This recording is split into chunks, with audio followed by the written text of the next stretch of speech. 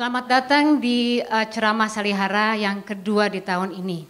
Yang pertama sudah dilakukan beberapa minggu yang lalu mengenai dengan tema Seni Rupa Islam oleh seorang kurator atau direktur dari Museum Louvre. Ceramah kedua kali ini bertema atau berjudul Amerika Latin, Seni, Revolusi, dan Teologi yang akan dibawakan oleh Gunawan Muhammad. Acara ini sebetulnya merupakan pembuka dari rangkaian acara yang lebih panjang dan lebih besar mengenai Amerika Latin yang akan kami adakan di tahun 2017 ini. Jadi ini sebetulnya merupakan acara pembuka dari Festival Sastra dan Gagasan yang akan diadakan pada tahun 2017. Nah, Festival Sastra dan Gagasan atau Literary and Ideas Festival disingkat LIFES itu adalah rebranding atau penamaan baru dari Festival Sastra Salihara, Bienal Sastra Salihara. Jadi yang sudah mengenal Bienal Sastra Salihara, kedepannya kita akan memakai nama Festival Sastra dan Gagasan atau Literary and Ideas Festival. Dan untuk tahun 2017 ini kami akan mengambil fokus sastra dan pemikiran Amerika Latin. Mengapa Amerika Latin? Inspirasi Amerika Latin sebetulnya sangat kuat dirasakan oleh generasi Perang Dingin. Yaitu generasi yang hidup di tahun 70, 80 sampai 90. Yang anak-anak milenial mungkin tidak ikut, tapi kita akan merasakan jejaknya. Nah, apa itu inspirasi Amerika Latin? Kira-kira adalah sebuah aliran pemikiran, kesenian, gagasan yang bisa dilihat sebagai resistensi atau kritik terhadap kapitalisme. Bentuknya antara lain teologi pembebasan, teori ketergantungan, seni rupa realisme sosialis di satu sisi, dan di sisi lain adalah realisme magis di sastra. Nah, ini semua sangat kuat dirasakan oleh generasi Perang Dingin. Nah, saudara-saudara, seusai Perang Dingin, inspirasi Amerika Latin itu sedikit menyurut, karena mungkin negara-negara Amerika Latin bisa dibilang tidak cukup berhasil secara ekonomi, sehingga sebagai inspirasi juga agak dilupakan sedikit. Kita justru diingatkan oleh bukan pemikiran-pemikiran rasional dari sana, melainkan ramalan maya. Kita ingat tahun 2012 dibilang akan ada kiamat, ada filmnya dan segala macam, tapi 2012 lewat tidak terjadi apa-apa kecuali tahun 2013 awal Paus Benedictus mengundurkan diri dan penggantinya adalah Franciscus yang datang dari Amerika Latin. Dan kita tahu Paus Franciscus juga orang yang sangat aktif untuk melakukan usaha diplomatik agar Amerika Serikat dan Kuba berhubungan diplomatik lagi. Dan kita melihat kemudian hal yang penting juga tahun lalu Fidel Castro meninggal. Dan sebetulnya tema Amerika Latin sudah kami tentukan sebelum Fidel Castro meninggal. Jadi menyambut, meramalkan Fidel Castro. Nah, untuk itu kita akan membuka dengan ceramah dari Gunawan Muhammad. Kita tidak perlu memperkenalkan kembali Gunawan Muhammad. Tapi sedikit aja bahwa Gunawan Muhammad selain pendiri majalah Tempo, dia juga adalah pendiri Teater Hutan Kayu dan Salihara. Dan Gunawan Muhammad sekarang sudah punya karir baru, yaitu sebagai pelukis sketsa. Dan akan membuka pameran di Dialog Gue hari Sabtu, silakan datang, tapi kalau segini yang datang nanti runtuh bangunannya. Oh, Jumat malam. Sekadar sponsor juga, akhir pekan Sabtunya kami akan ada jazz bass. Saudara-saudara bisa datang, dan yang untuk kali ini kami tidak membagikan ceramah atau membagikan makalah, tapi makalah akan bisa dilihat atau diakses di website Salihara, salihara.org. Nanti masuk ke arsip, kemudian ke teks. Mungkin minggu depan teks ceramah sudah akan tayang. Sekian pengantar, kita tepuk tangan untuk Gunawan Muhammad.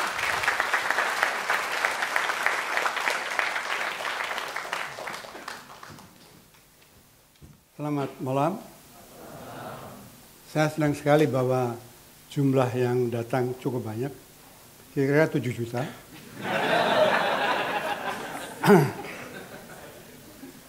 Dan harapan saya adalah bahwa Anda semua bukan hanya akan datang hari ini, tapi juga mengikuti festival sastra dan gagasan yang kami siapkan cukup lama. Tugas saya di sini adalah memancing Anda semua untuk tertarik pada apa yang mau disajikan. Karena festivalnya sastra, maka dalam paparan saya akan cukup banyak pembicaraan mengenai sastra. Kemudian ada pembicaraan mengenai politik dan kemudian terakhir mengenai teologi pembebasan yang paling sukar. Saya harusnya diperkenalkan bahwa saya pernah mengambil kuliah teologi pembebasan di Harvard, tapi tidak bersama Agus. Dan sebetulnya sudah agak lupa. Tapi tugas ini harus saya lakukan, dan yang menjadi fokus dari pembicaraan tentang seni, revolusi, dan teologi adalah apa yang saya sebut dengan harapan. Mengapa harapan? Karena Amerika Latin seperti juga negeri-negeri lain di dunia yang disebut dunia ketiga, ada suatu yang direnggutkan bertahun-tahun, berabad-abad, yaitu kebebasan dan keadilan. Kita tahu bahwa kebebasan dan keadilan tidak pernah bisa dirumuskan dengan persis, tapi kita merasakannya sangat erat justru ketika tidak ada. Nah, sejarah seni, revolusi, dan teologi di Amerika Latin adalah keadaan akut bahwa kedua hal itu absen dari kehidupan. Dan saya kira ini sangat tepat dengan waktu sekarang, karena ketika beberapa puluh tahun yang lalu harapan dirumuskan dalam agenda sosialisme atau perubahan sosial yang menciptakan kesetaraan, juga kebebasan. Sekarang yang terjadi adalah suatu arus balik yang menyedihkan, mengkhawatirkan, dan menjengkelkan.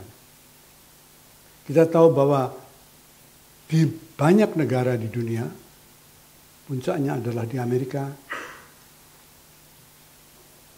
yang menonjol dan menang adalah kekuatan reaksioner, bukan revolusioner.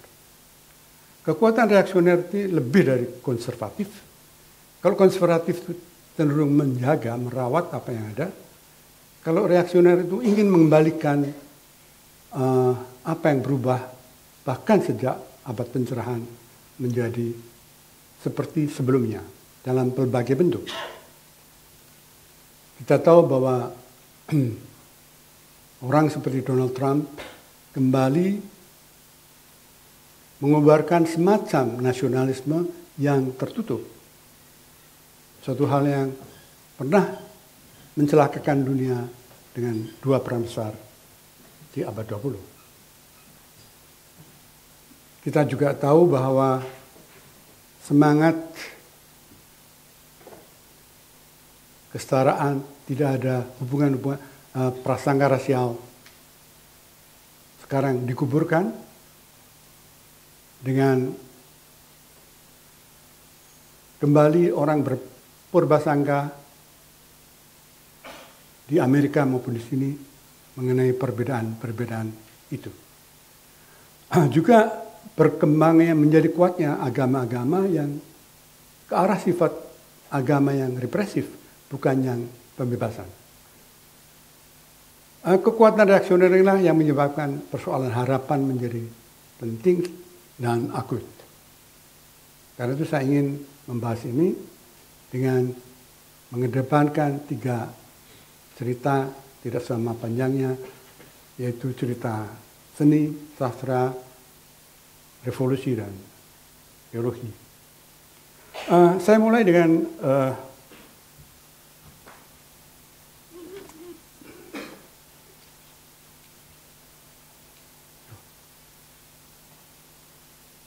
nggak bisa. Oh ya, sebelah kanan. Saya mulai dengan satu karya seni rupa, karya pelukis mural dari Meksiko yang terkenal, Diego Rivera. Di Meksiko itu ada beberapa pelukis dan pelukis mural. Dia adalah yang terkemuka. Diego Rivera, Orozco, dan satu lagi, saya lupa namanya. Lukisan ini dibikin tahun 1994 berupa mural yang bergerak karena mural tidak dipasang di dinding. Ini di suatu kain lena yang dicat minyak. Dan kemudian diberikan, diedarkan. Kita lihat bahwa saudara-saudara bisa lihat ya. Jelas. Ini adalah adegan di Guatemala. Di tengah itu Anda lihat orang kulit putih, wajah dari Menteri Luar Negeri Amerika waktu itu, John Foster Dulles, yang membawa bom dan merasa bahagia akan satu kemenangan, yaitu kemenangan kudeta atas Presiden Jacobo Arbenz, presiden yang dipilih rakyat, diganti dengan kekuasaan yang didukung oleh CIA. Diego Rivera menamakan lukisan ini Glorioso Victoria, atau kemenangan yang agung. Itu kata-kata John Foster Dulles ketika berita kudeta itu sampai pada dia. Bahwa di sini terlihat sekali karikatural, sarkasme, juga humor sebenarnya, ejekan. Anda bisa lihat dari wajah-wajah mereka, ada kekuasaan baru, diberi salam dengan uang. Yang baju hitam itu di atas adalah seorang pastor, bishop dari Guatemala yang mendukung kudeta. Dan di sebelah kanan sekali, Anda lihat rakyat memberontak dan berjatuhan. Di ujung sana ada penjara yang berjejal. Lukisan ini kemudian dikelilingkan dan dipersembahkan kepada Uni Soviet. Waktu itu namanya masih Uni Soviet. Tapi kemudian itu tahun 56, kami kemudian hilang. Baru tahun 2001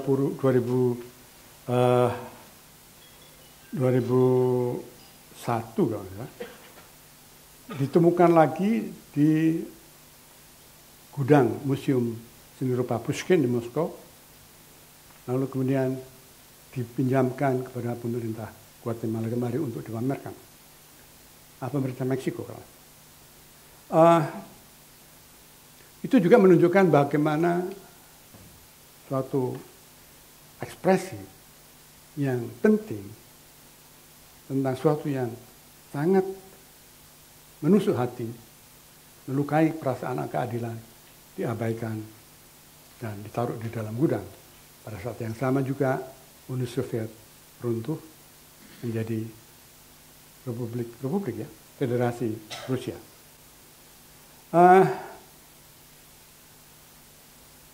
Jadi kita merasa kembali bahwa keadilan dan kemerdekaan direnggutkan.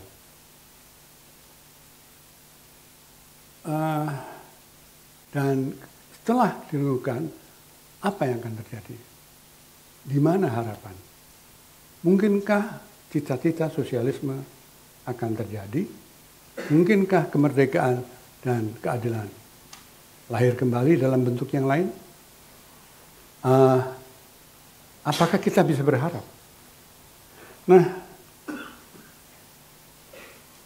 dalam sebuah karya yang ingin saya tampilkan di sini, masalah ini menjadi sangat tajam dikemukakan dan dengan bagus sekali oleh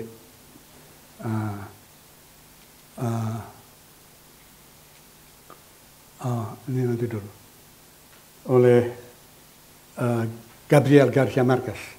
Tapi sebelum ke sana, saya ingin tunjukkan ini karya Frida Kahlo, istri dari Diego Rivera, berupa terkemuka Meksiko, yang judulnya adalah Marx Sang Penyembuh.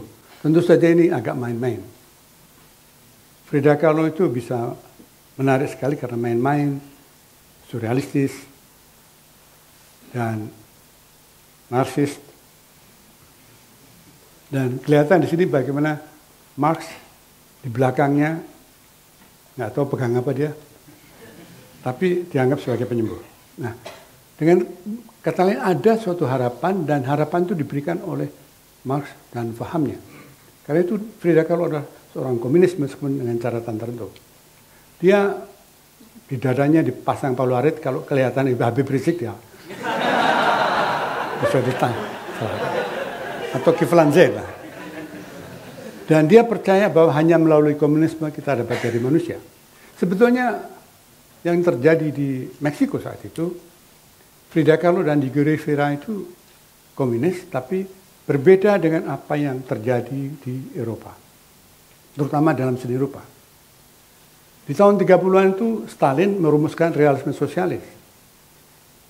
Suatu doktrin yang programatis, bahwa seni rupa, kesenian harus optimistis. Kesenian harus menggambarkan kebahagiaan. Karena karya-karya seni rupa realisme sosialis di Uni Soviet tahun 30-an itu Stalin tersenyum, Stalin bawa bunga, Stalin disambut anak-anak.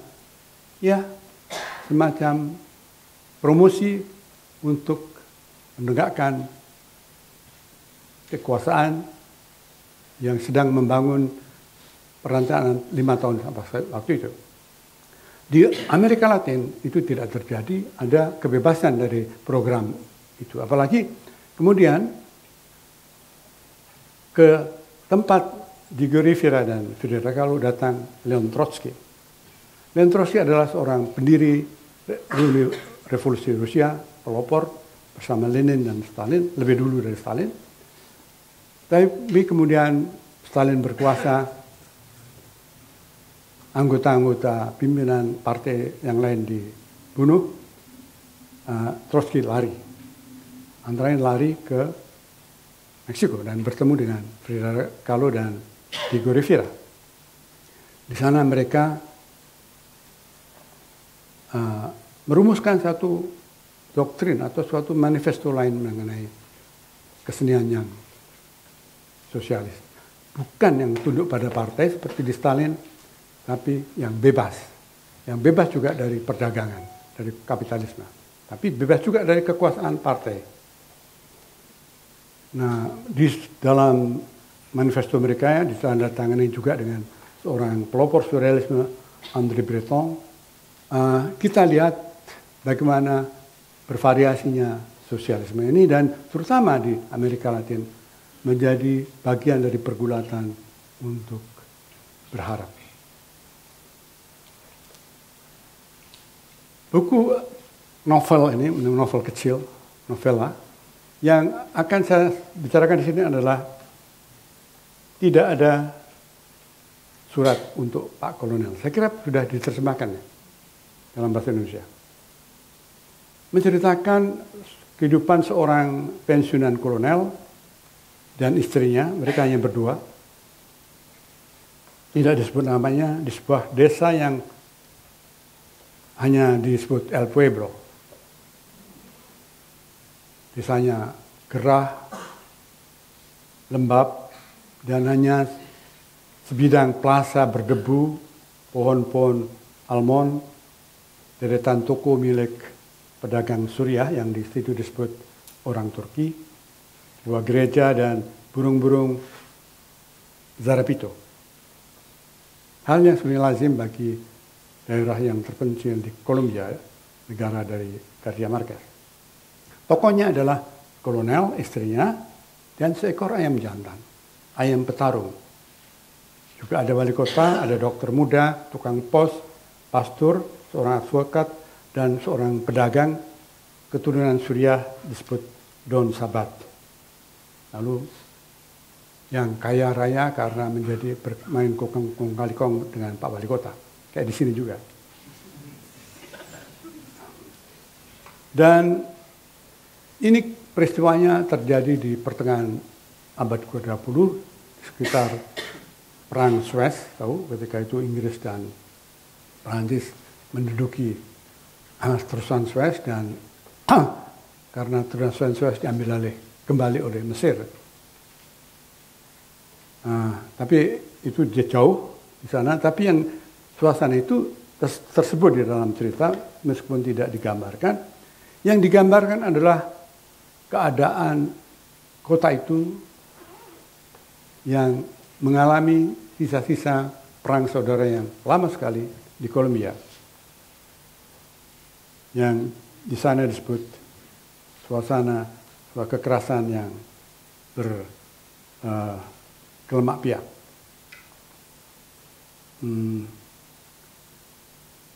Nah, kolonel ini dalam perang saudara bekerja sebagai bendahara pasukan liberal, ada liberal konservatif, dan pensiun, dan dia menunggu uang pensiunnya datang. Selama 60 tahun dia menunggu, 15 tahun menunggu dengan surat ketentuan itu datang. Total 60 tahun. Tiap hari Jumat dia datang ke dermaga, ada kapal datang, dan kepala kantor pos mengambil, lalu dia tanya pada kepala kantor pos, ada nggak surat untuk saya? Tidak ada surat buat kolonel. Tiap kali demikian dan suasana datang.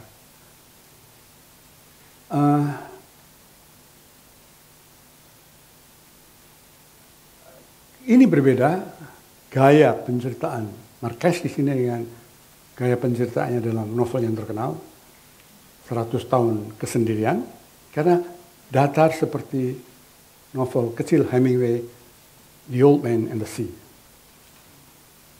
Menunggu seperti menunggu Godot yang tidak henti-hentinya terjadi yang diharapkan.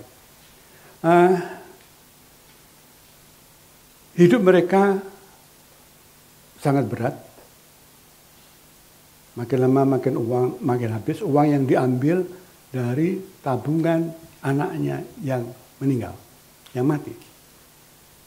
Sebetulnya tidak jelas dia mati atau melarikan diri, karena itu terjadi dalam suatu ketika dia mengedarkan selebaran gelap dan seorang menembaknya.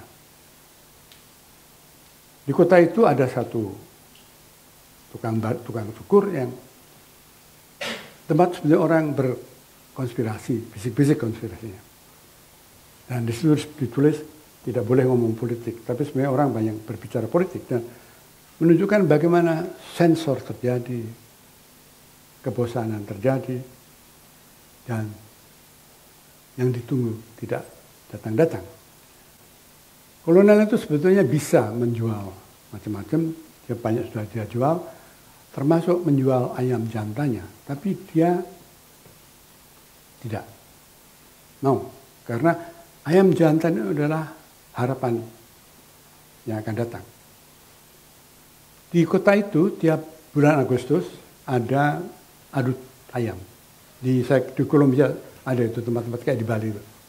Dan ayam jantan itu begitu bagus, dirawat oleh anaknya meninggal, dan diharapkan akan menang, dan kalau menang dia akan dapat uang.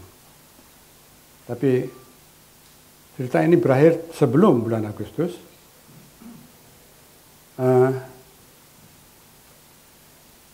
Dan persoalannya adalah apa yang terjadi? Yang terjadi adalah keteguhan memegang harapan yang tidak jelas.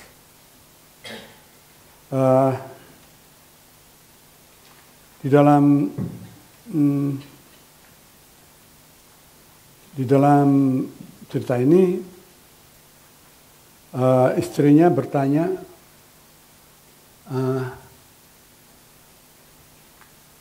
kenapa? Itu apa harapan? Harapan tidak bisa dimakan. Tapi dia jawab, tapi harapan bisa menopang hidup kita. Akhirnya di akhir cerita, istrinya marah sekali karena sudah hampir tak ada makanan. Dia bilang, kita makan apa? Nah, kalimat terakhir dari novel ini adalah, perlu 75 tahun dari hidupnya, menit demi menit, untuk mencapai saat itu. Dan kolonel itu pun merasakan ada yang murni, yang jelas, dan tak terkalahkan di detik itu ketika ia menjawab, tai. Nah, Marquez bisa melucu. Dan dia digambar begitu, mierda artinya tai.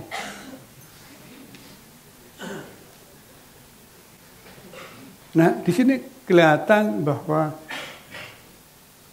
Marquez tidak menjanjikan apa-apa dalam sastranya.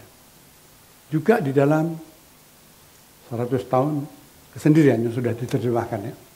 Itu kesenian tapi saya terjemahkan kesendirian. Karena solitude itu lebih mengandung kata kesendirian, bukan silence. Nah, kita tahu bahwa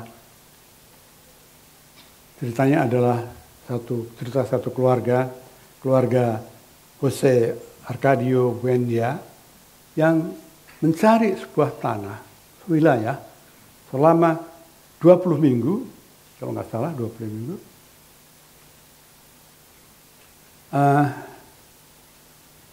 Tapi tidak mendapat dan akhirnya menemukan satu tempat yang terisolir, yang dilihat ada rawa, tapi sebenarnya dia kemudian diketahui ada laut dan disebut Macondo.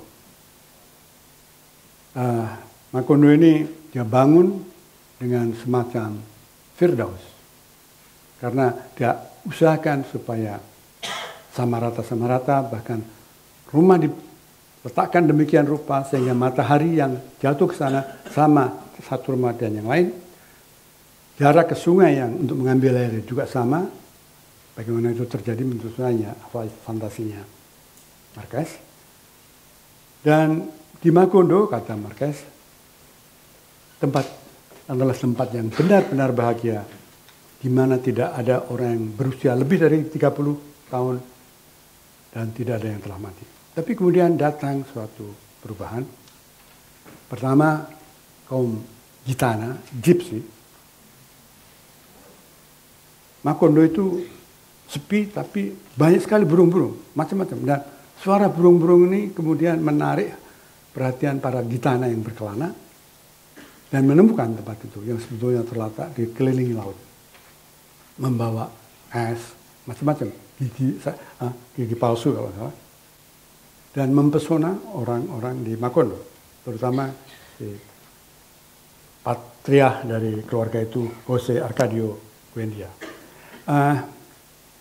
Tapi tidak hanya itu, kemudian datang seorang pejabat dari pusat mengatakan, bukan sebagai tamu, karena memerintahkan rumah kamu depannya itu harus cat biru, bukan Demokrat, tapi cat biru, untuk merayakan, dia mau merayakan ulang tahun Hari Nasional Kolombia. Tidak mau si punya rumah kan, si Jose Arcadio, tapi pejabat bilang, saya bawa pasukan.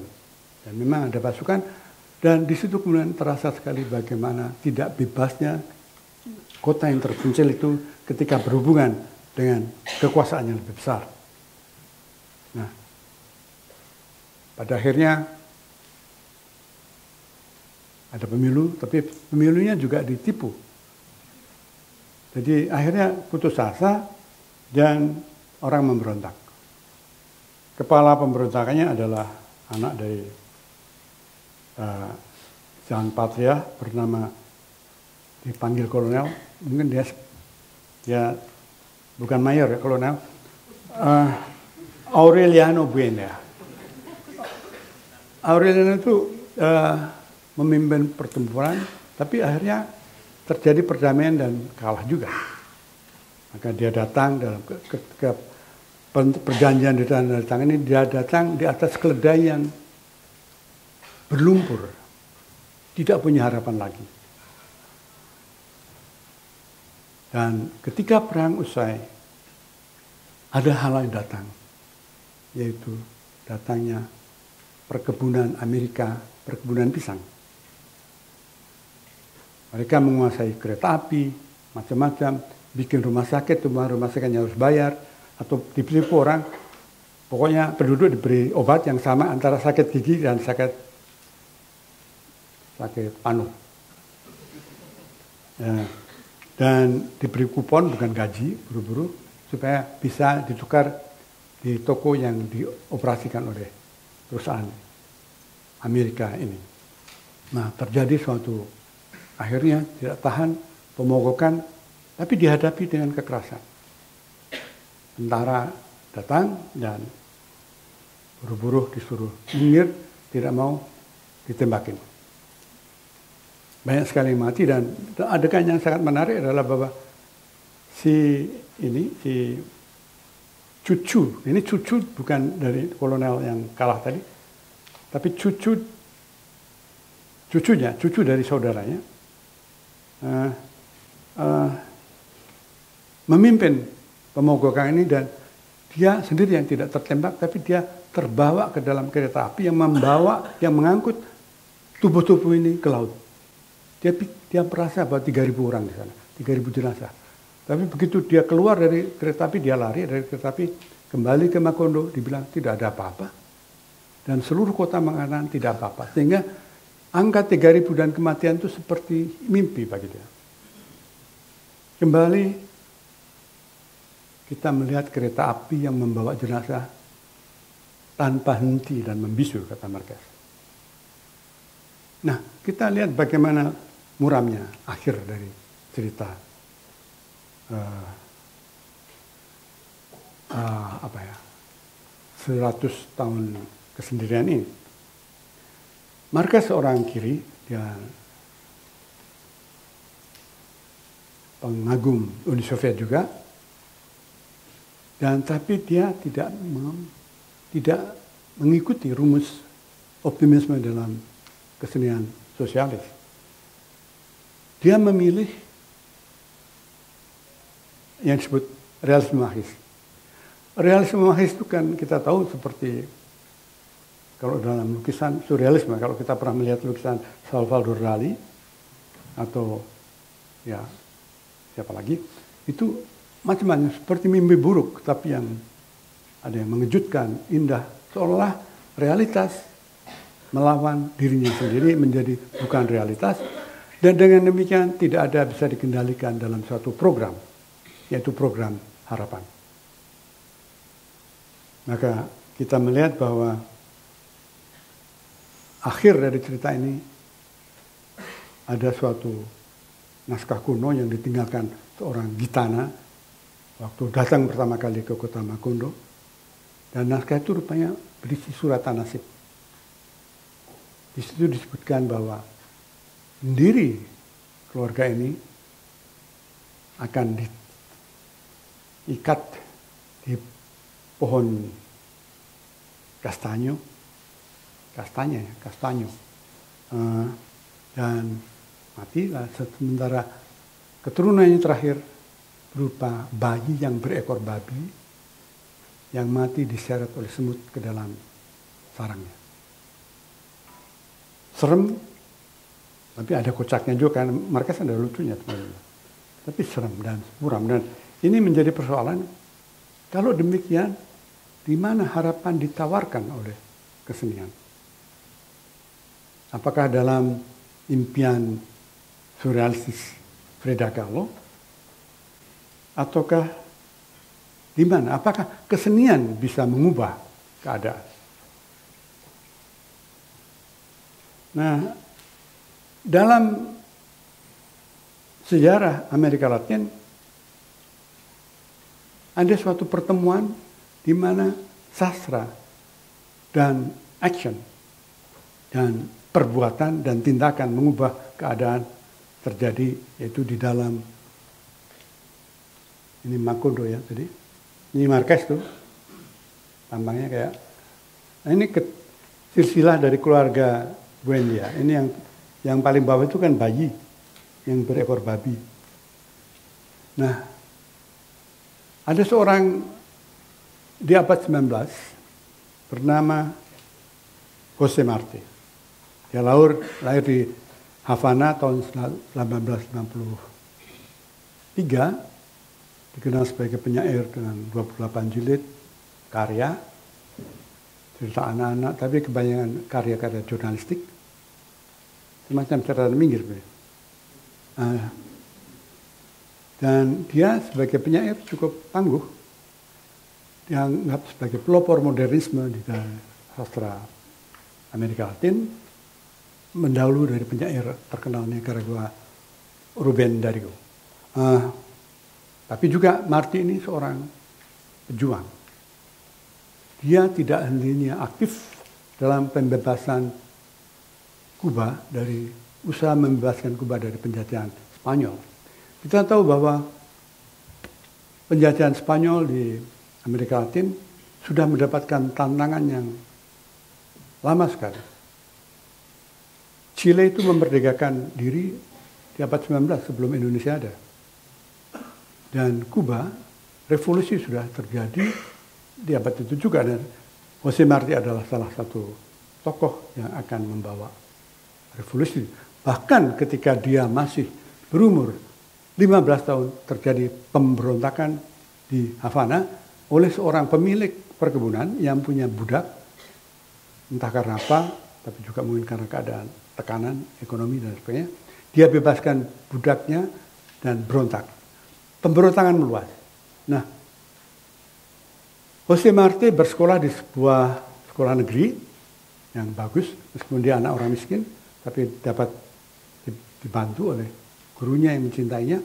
Gurunya itu memperkenalkan dia pada ide kemerdekaan, ide anti kolonialisme, dan memperkenalkan pada dia kesusastraan dan puisi. Nah, di situ Jose Marti mulai menulis pamflet dan propaganda, mengedarkan macam-macam. Suatu ketika dia bersama temannya, sahabatnya yang kemudian lari juga ke Spanyol, ditangkap karena salah paham atau apa. Tapi di rumah teman itu digeledah, terdapat surat Jose Marti yang mengecam seorang anak muda lain yang mencatatkan diri sebagai serdadu Spanyol. Dia dipenjarakan, dihukum 6 tahun. Anak ini belum berumur 16 masih. Perlakuan di penjara sangat mengerikan, dirantai, dan akhirnya bekas rantai itu memberi luka-luka pada tubuhnya yang akan dia tanggung sampai dia menjelang mati. Tapi bapaknya adalah seorang bekas tentara Spanyol yang kemudian masih punya kenalan dan melihat anaknya, meskipun bapaknya tidak suka pada anak yang revolusioner, tapi dia melihat anaknya menderita. Dia menangis dan dia meminta pada penguasa di situ supaya dibebaskan. 4 bulan kemudian dibebaskan, belum sampai 6 tahun, tapi harus pergi ke Spanyol. Nah, Jose Marti tinggal di Madrid, Spanyol, ibu kota Spanyol. Nah, di sana senang meskipun karena ada galeri, teater, dan sebagainya. Ada teater Salihara juga.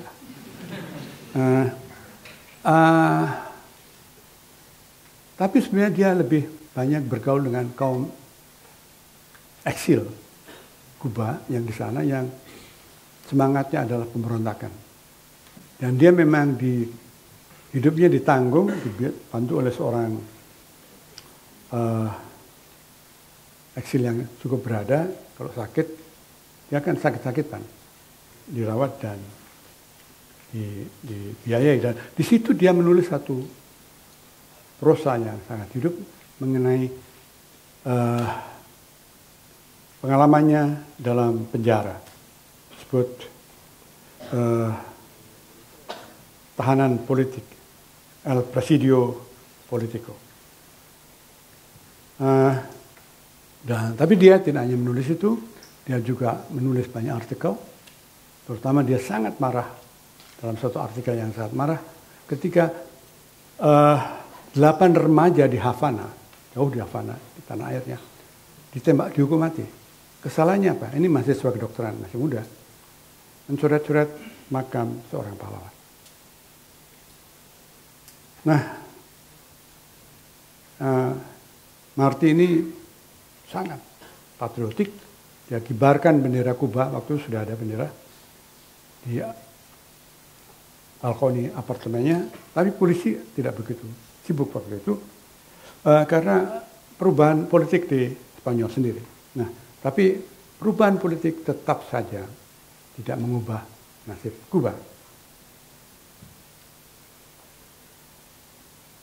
Dia tidak henti-hentinya untuk marah dan menulis. Salah satu yang mengharukan adalah bahwa ketika dia berangkat meninggalkan Kuba, ibunya memberikan cincin. Di dalam cincin itu digrafir kata Kuba. Dan ada kata-kata yang dia sampaikan pada ibunya. Cinta kepada tanah air ibu, kata sendiri, bukanlah cinta yang ganjil kepada bumi. Atau kepada rumput tempat berpijak tanaman kita. Cinta itu kebencian yang tak pernah puas kepada yang menindasnya. Kesumat yang kekal kepada yang memeranginya. Dan kesumat ini panjang dalam kehidupan Marty. Dia kemudian pindah ke daerah agak di timur laut dan bersekolah di Universitas Zaragoza. Dia dapat gelar, masih muda ya, belum 20, dalam ilmu filsafat dan hukum. Dan setahun kemudian dia pindah ke Meksiko. Di Meksiko dia selalu terlibat. Dia ngajar tapi juga terlibat dalam pergerakan buruh dan menulis dalam satu majalah kiri, El Socialista. Kemudian dia akan hidup di Guatemala, di Venezuela, di Caracas, dan yang lain. Dia menyukai pertalian negeri-negeri Hispanik ini, dan dia memimpikan suatu persatuan di antara mereka. Dan dalam tahun 1892, umurnya berapa nanti kita itu, dia menulis satu naskah yang sampai sekarang terkenal, disebut Nuestra America, Amerika kita, untuk membedakan diri dengan Amerika mereka. Amerika kita berarti Amerika Latin, Amerika mereka adalah Amerika Anglo-Saxon di utara. Dan dia bertanya, apakah mana, dia sangat bangga. Di tanah air yang mana lagi orang dapat merasa lebih bangga ketimbang dalam republik yang telah lama menderita di Amerika ini. Yang diteguhkan ditegakkan di antara jelata orang India, jelata yang bisu. Dalam naskah ini terasa sekali dia seorang penyair modernis yang kalimat-kalimatnya agak susah diikuti. Tapi keluar dari dirinya bukan karena sebagai dirancang. Dia memang demikian puisinya, seperti dalam kumpulan puisinya Versos Libros. Dikatakan penyair, kata-kata keluar dari penyair seperti air mata yang mengalir dan darah yang mengucur dari luka. Tapi Amerika kita ini, naskah ini, sebuah manifesto politik. Di sana dia menggambarkan unggulnya disebut manusia alam, hombre natural, yang merupakan antitesis kepada orang-orang berpengetahuan yang datang dari luar. Buku-buku yang diimpor dan nalar yang diajarkan universitas. Pendek kata, manusia alam adalah lawan dari hal-hal yang datang bersama dunia modern yang dibawa atau membawa kolonialisme Eropa. Dia yakin bahwa manusia alam menang, dan yang digambarkan kalau manusia alam bertarung dengan buku-buku ini, manusia buku ini, itu tidak berarti adalah yang peradaban dengan kebiadaban. bagi dia dikotomi antara beradab dan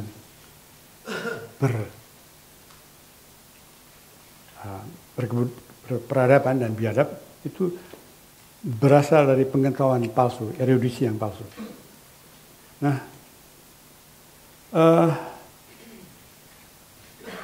dalam naskah ini terasa semangat yang saya sebut kepribumian atau nativisme. Dalam hal ini dia sebetulnya mirip dengan seorang penulis Argentina yang terkenal. Tentu saja Anda pernah dengar ini, yaitu Jorge Luis Borges. Masih? Oh.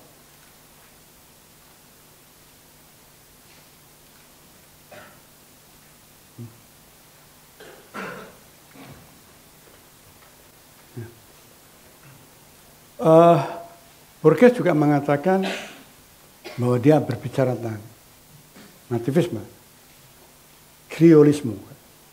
Tapi berbeda dengan Marti, Borges lebih dekat kepada kota besar, sedang Marti lebih mengejek kota besar. Dia menganggap orang kota besar adalah kota besar mengenakan dasinya yang elegan dalam meninggalkan wilayah pedalaman. Sebaliknya Borges mengatakan dalam salah satu sajaknya, kota ada dalam diriku seperti sebuah sajak. Tapi ada persamaan penting antara keduanya. Kepribadian Marti, seperti juga kriolisme Borges, menolak purbasangka rasial. Ini sajaknya sebagai contoh dari sajak. Saya terjebakkan jelek sekali. Ya bahasa Spanyol saya kan dari Google jadi jelek sekali.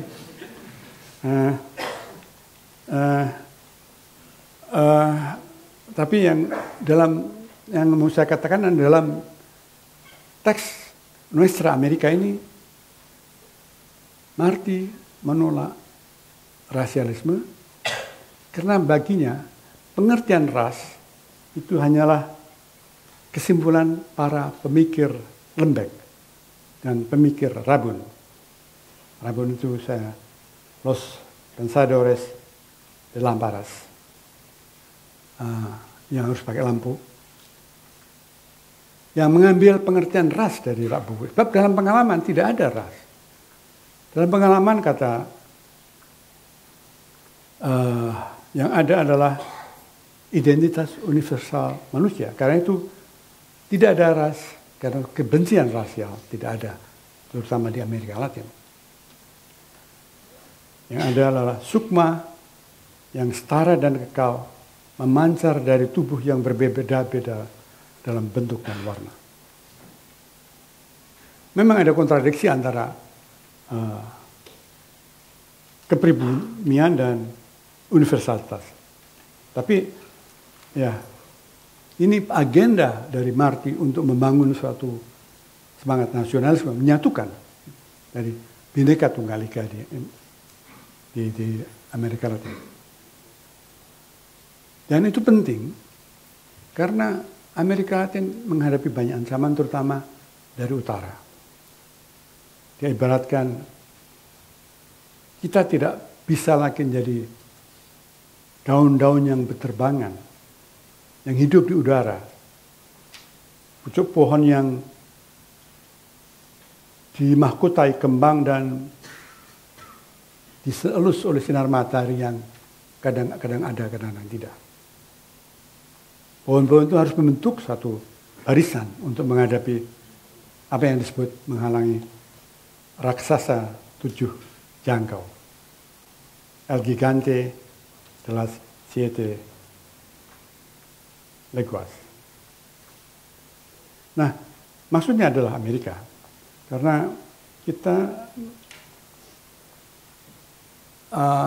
waktu itu Amerika memang dalam semangat ekspansionis yang cukup kuat.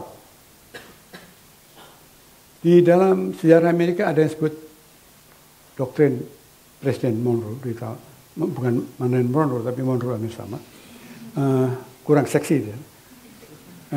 Tapi mengatakan bahwa tujuannya tadi untuk mencegah kekuatan kolonial Eropa kembali menjajah dan menguasai Amerika Latin. Sebetulnya ada semangat Amerika yang awal, pembebasan. Tapi 50 tahun kemudian, waktu Marty hidup, ini berubah menjadi, doktrin ini ditafsirkan sebagai supremasi Amerika terhadap negeri-negeri tetangganya. Dan kemudian memang ekonomi sedang berkembang, perlu pasar, dan kalau Amerika Latin itu di bawah hegemoni Amerika, mencegah kedatangan Eropa, maka perdagangan hanya terjadi dengan Amerika. Diusahakan ada Pan American Conference, tapi Marty, dia waktu itu di New York. Jadi saya ingin cerita sedikit. Marty berkali-kali kena tangkap lah, dan suatu ketika akan dibawa ke satu pulau di Laut Tengah, tapi dia melarikan diri sampai ke New York. Dan di New York dia tinggal 14 tahun. Karena itu di kota New York ada, di Central Park, Tony tahu itu, ada patung Jose Marti. Nanti saya tunjukkan. Karena di sana dia aktif sekali. Dia menulis puisinya bagus, yang disebut Ismailio, merindukan anaknya yang dia tinggal di Kuba. Dan satu puisi disebut sajak-sajak sederhana yang sangat transparan seperti lukisan cat air Zen. Bukan Zen air, Zen. Tapi di situ juga dia aktif membangun kekuatan untuk mengelahirkan revolusi pembebasan di Kuba.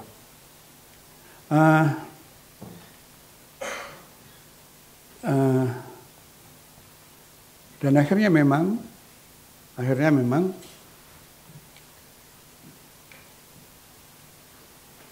dia harus begitu. Ketika kecil ini satu saja yang menarik, karena itu memang pola dari kehidupannya.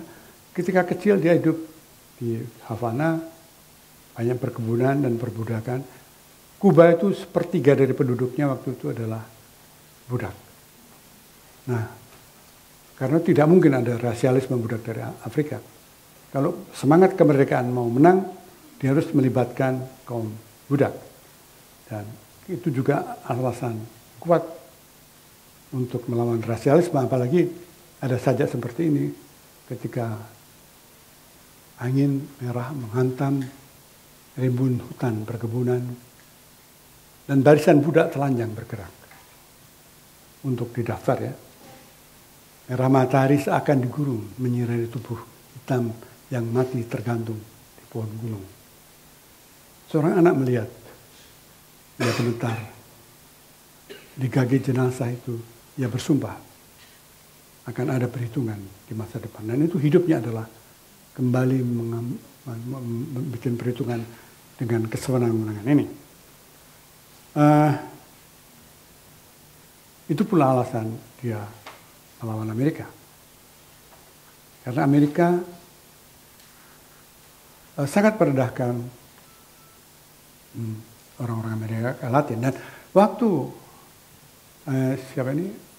Marty di Amerika, dia memang merasakan kebebasan dan dia pernah memuji Amerika.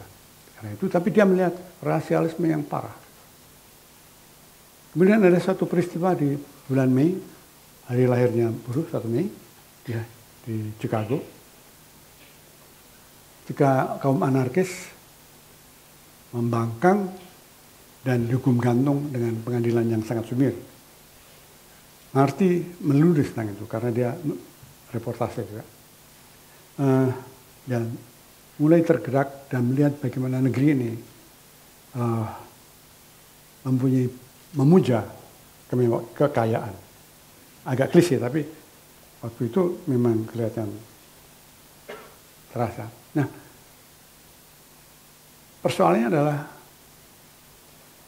di dalam nasionalisme dia yang anti asing, anti Amerika terutama, itu ada unsur anti ketidakadilan, anti ketimpangan, dan nanti akan diadopsi oleh Fidel Castro. Fidel Castro sangat memuja Marti.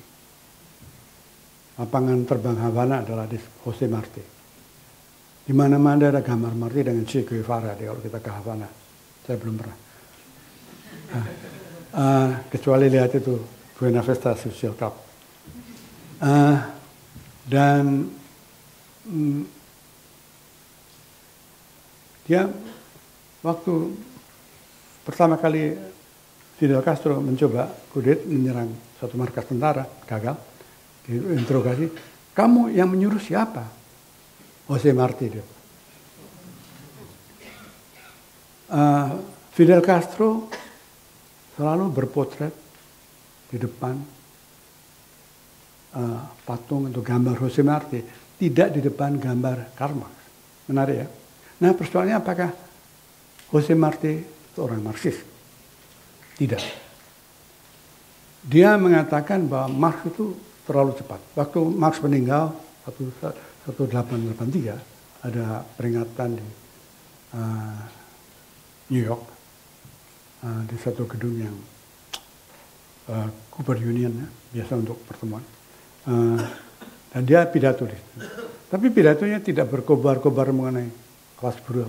Pidatonya menjadi puitis, mengatakan bahwa kerja memperindah manusia dan seterusnya. Nah, karena itu tidak bisa diharapkan dari penyair ini untuk menjadi seorang sosialis yang yakin. Dia mengatakan Marx berjalan cepat dan di dalam gelap, dia bilang, sering tidak tahu bahwa ada hal-hal yang terlanggar. Semua harus dalam proses yang wajar, natural. Kalau tidak, maka bayi tidak akan lahir.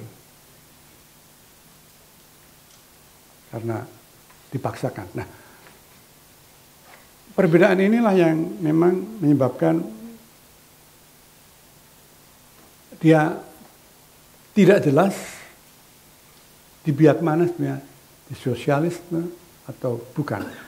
Menarik dari Kuba adalah bahwa Jose Marti ini dipuja oleh kaum Castrois yang komunis dan yang anti Castrois yang banyak tinggal di Miami itu, yang sering menghalang-halangi Amerika untuk mengakui Kuba. Nah, karena dia mempunyai dua segi dan karena memang pikirannya tidak linear dan kaya dan bagi dia yang penting adalah kemerdekaan Kuba dan itu yang dilakukan. Dia masuk ke Kuba bersama satu pasukan revolusioner yang dia bangun di New York. Dia diangkat ke penyair oleh tentara profesional dalam pasukan itu sebagai letnan jenderal. Dia senang sekali, dia bawa bedil. Pertempuran terjadi, tapi dasar penyair. Dia naik kuda putih, bajunya hitam-hitam. Begitu maju ketembak mati. Tapi semalam sebelum dia mati, dia nulis surat kepada sahabatnya. Mengatakan, kini aku tiap hari dalam bahaya memberikan hidupku untuk negeriku dan untuk tugasku. Melalui Kuba yang merdeka, kita harus mencegah Amerika Serikat meluaskan wilayahnya. Dia melawan sebagai seorang Daud melawan Jalut, Goliat dengan ketapel. Nah, dia kalah, tapi ilhamnya luar biasa dan itulah yang ini saya lupa. Ini tadi saja ini budak di perkebunan tembakau Kuba. Ini dia tertembak dilukis dalam pertemuan di Dos Rios. Umurnya 42 tahun.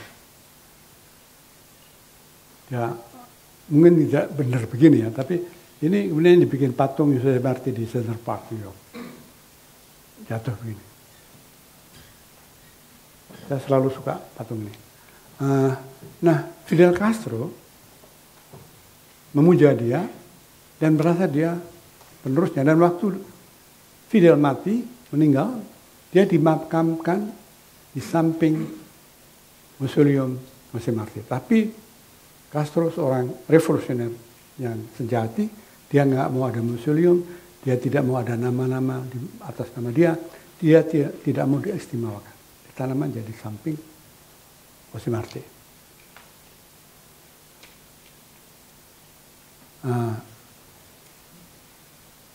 Bagi orang-orang Kuba Castroist, Marti adalah kiri. Dan waktu Brezhnev datang ke Kuba tahun 74, dibikin perangko gini. Kalau ada, awas jangan bilang Rizik. Nah, tapi ini lainnya.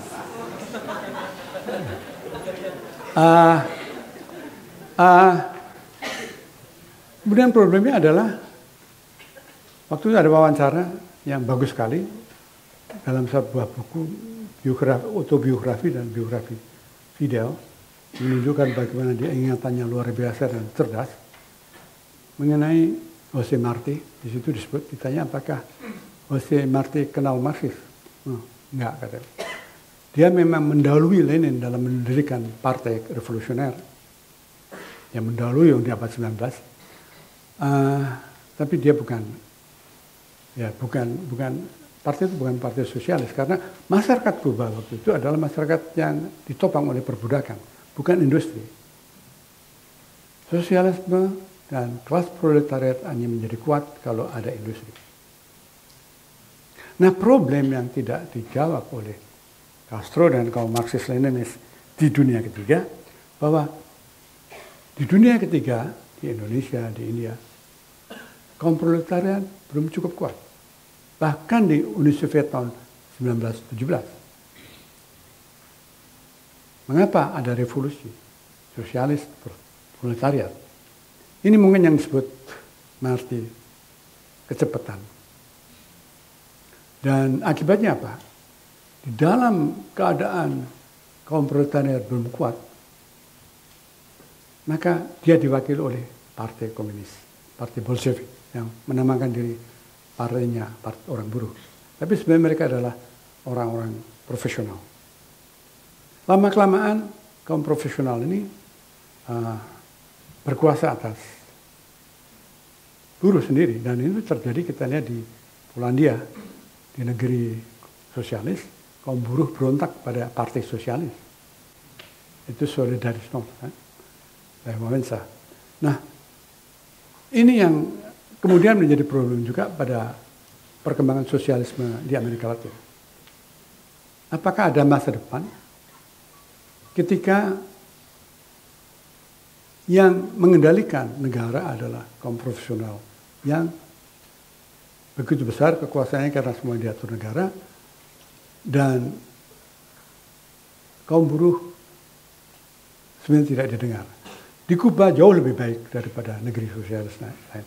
Kuba itu mengagumkan karena tingkat pendidikannya tinggi. Kuba mengekspor dokter-dokter ke seluruh negara Amerika Latin, dan angka kematian bayi juga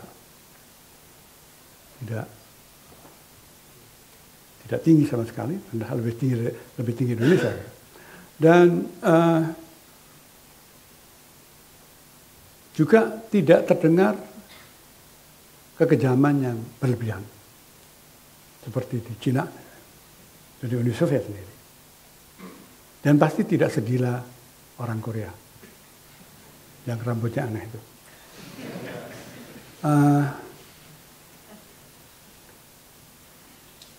Tapi toh terjadi kebuntuan, dan inilah yang terjadi sekarang. Sekarang ekonomi Kuba ditinggal oleh Uni Soviet menjadi kewalahan.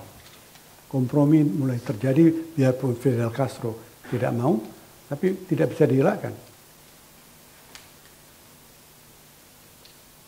Kemudian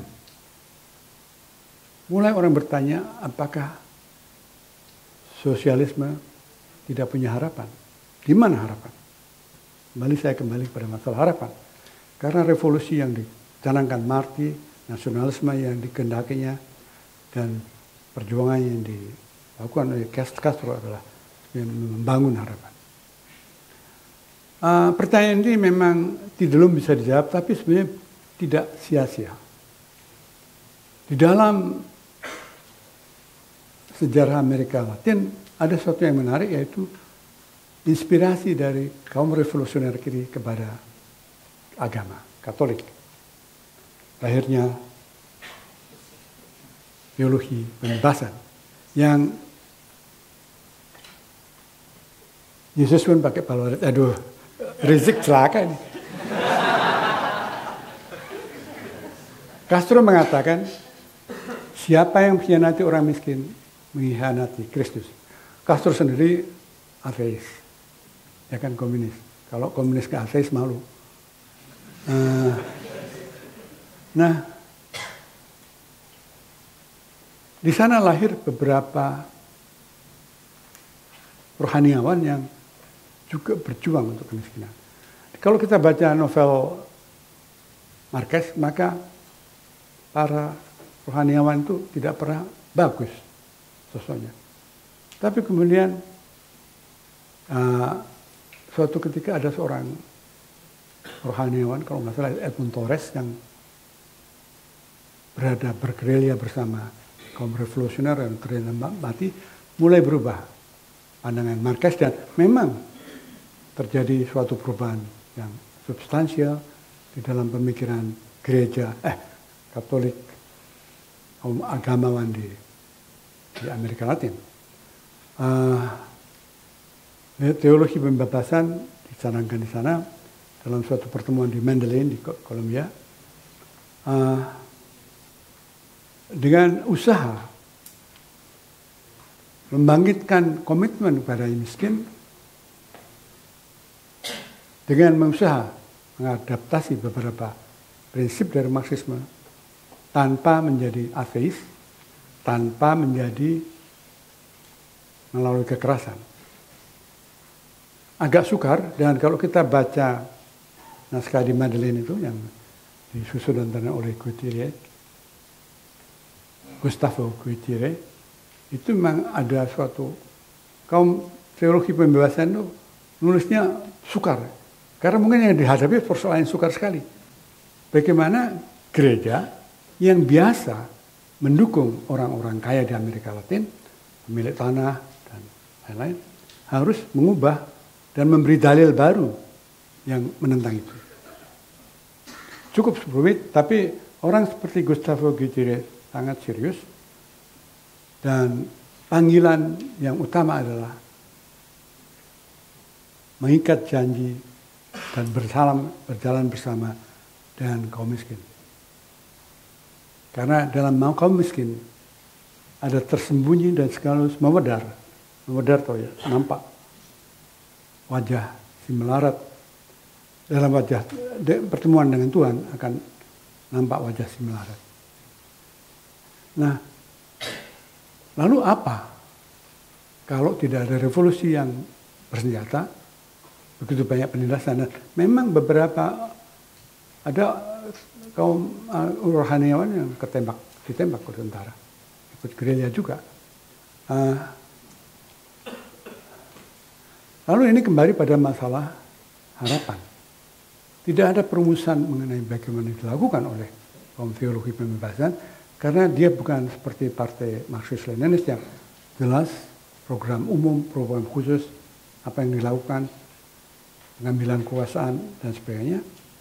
Di sini lebih banyak appeal, imbauan kepada hati nurani dan perasaan bersimpati pada yang lemah. Sesuatu yang mereka ambil dari Injil.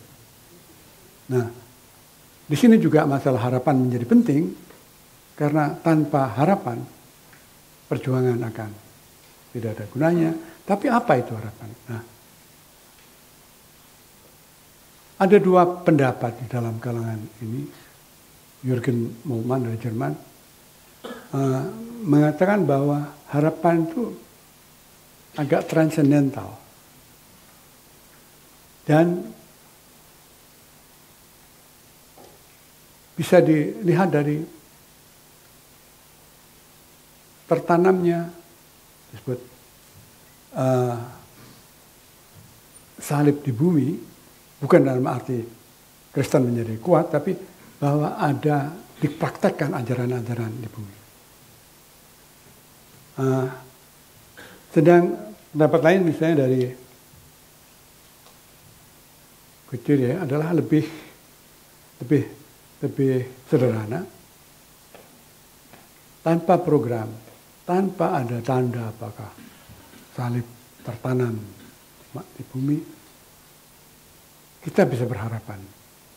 Sebab mempunyai harapan tidak berarti tahu masa depan, tapi lebih berarti terbuka dalam sikap spiritual seperti anak-anak yang menerima harapan sebagai pemberian. Sekali lagi mungkin tidak begitu meyakinkan, tapi barangkali orang-orang Kristen, terutama Katolik, mempunyai jawaban bahwa harapan itu penting, tapi lebih penting lagi kasih. Dan saya tutup ini dengan suatu kutipan dari saya seperti gereja di gereja. Rasul Paulus. Demikianlah tinggal ketiga hal ini, yaitu iman, pengharapan, dan kasih. Dan yang paling besar di antaranya ialah kasih. Sebab kalau ketika harapan tidak ada, ketika masih ada cinta satu sama lain, maka mungkin hidup lebih tertahankan.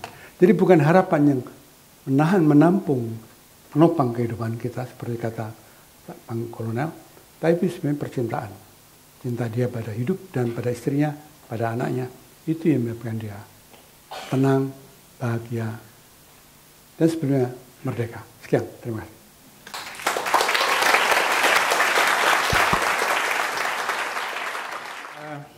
Dengan kronologis yang disampaikan pagi malam ini, apakah yang ingin disampaikan adalah sebuah semangat tentang kesadaran budaya, atau bahwa inspirasi manusia diawali dari sebuah budaya yaitu seni, kemudian timbul sebagai sebuah revolusi, lalu kembali lagi anti klimaksnya menjadi sebuah teologi pembebasan? Apakah seperti itu yang ingin disampaikan? Dan yang kedua, pertanyaannya kedua, tentu Amerika Latin sudah jauh lebih lama bergulat dengan persoalan kolonialisme Spanyol.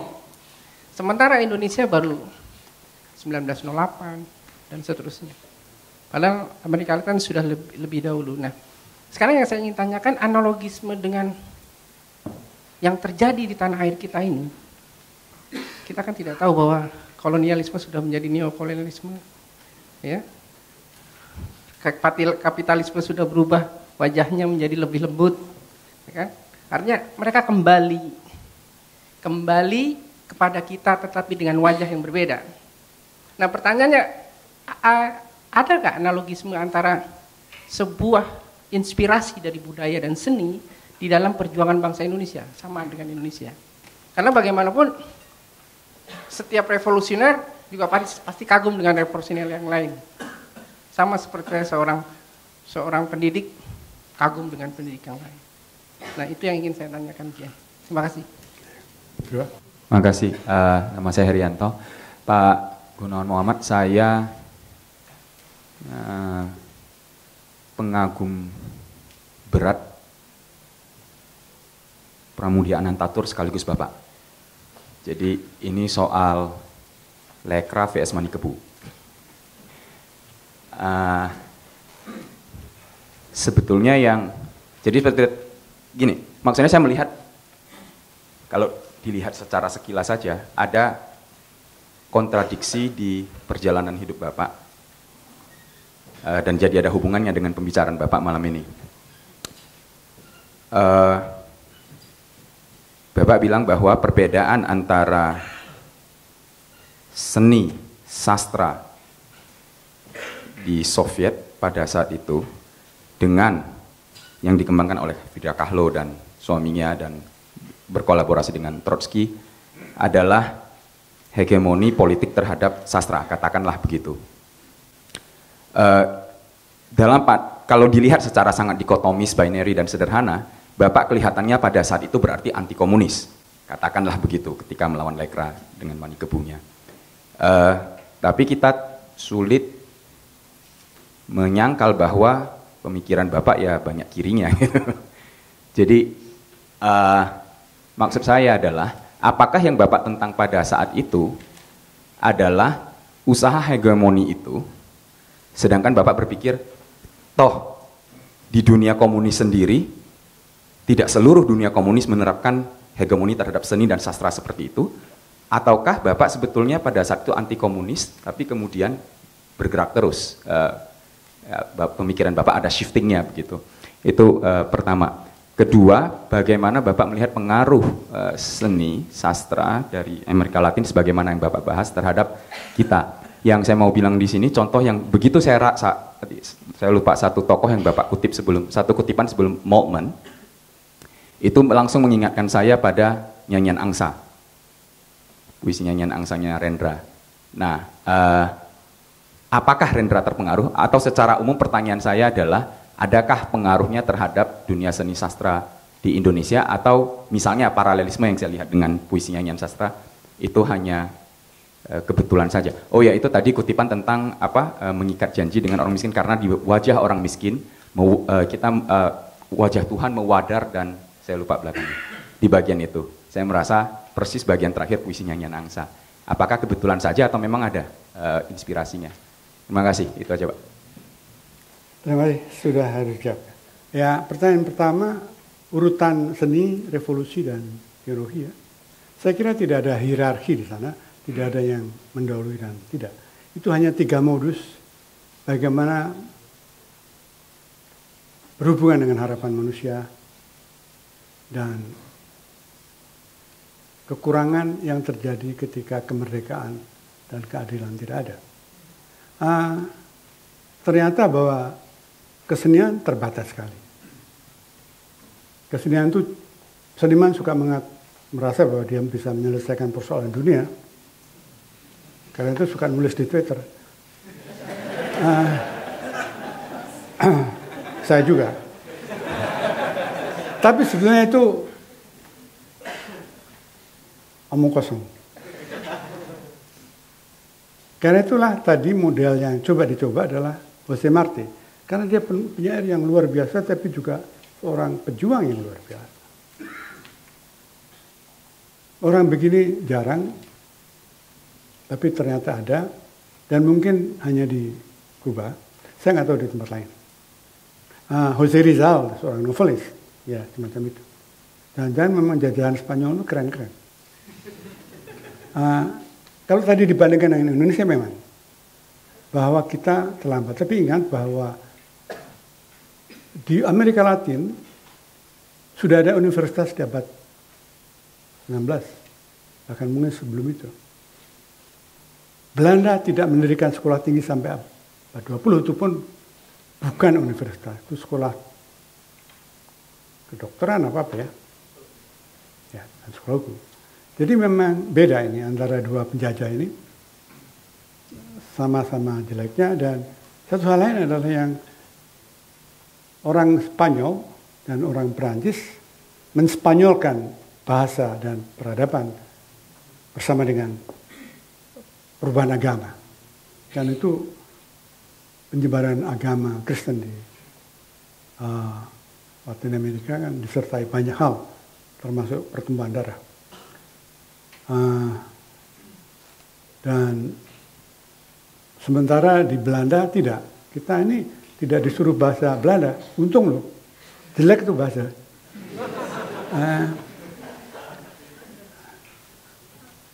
Mungkin karena Belanda ini pelit.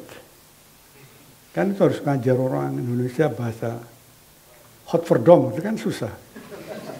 Nah kalau Spanyol rupanya lebih ingin karena ada hubungan dengan agama. Saya nggak tahu kenapa Belanda tidak begitu antusias, padahal mereka adalah kaum Calvin ya, yang keras. Tapi saya kira perhitungannya adalah ekonomi. Jangan lupa bahwa yang datang ke Amerika Latin pertama kali itu Conquistador itu bersama pembesar-pembesar rohaniawan, dan yang datang ke Indonesia adalah para pedagang. Nah, jadi berbeda ya. Karena itu ya jangan iri dan jangan kecewa atau berbangga, ya lain aja. Pertanyaan kedua nggak ada kan? Hah? Nah, yang tadi, yang pertama adalah mengenai Manikebu dan Lekra. Sebetulnya dibaca nggak sih Manikebu? Kira-kira teman-teman yang bicara itu biasanya nggak baca. Baca? Baca? Benar. Di dalam manifest kebudayaan itu disebut dua sikap mengenai realisme sosialis. Pertama, kalau realisme sosialis berarti pemujaan pada partai, kira-kira begitu, kami tolak. Kalau realisme sosialis adalah maraknya kesenian rakyat, kami terima. Jadi tidak hitam putih semacam itu. Tapi anak-anak sekarang dan para komentator kan nggak baca, denger aja, dan senang kalau orang bertarung. Karena mereka nggak bisa bertarung. Nah, kemudian mengenai humanisme universal, itu juga ada dua sikap di sana.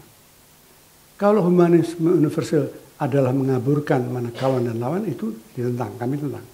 Kalau humanisme universal adalah merayakan karya-karya yang bisa diterima oleh banyak kalangan, lapisan dan kesenian, ya kami rayakan, kami terima.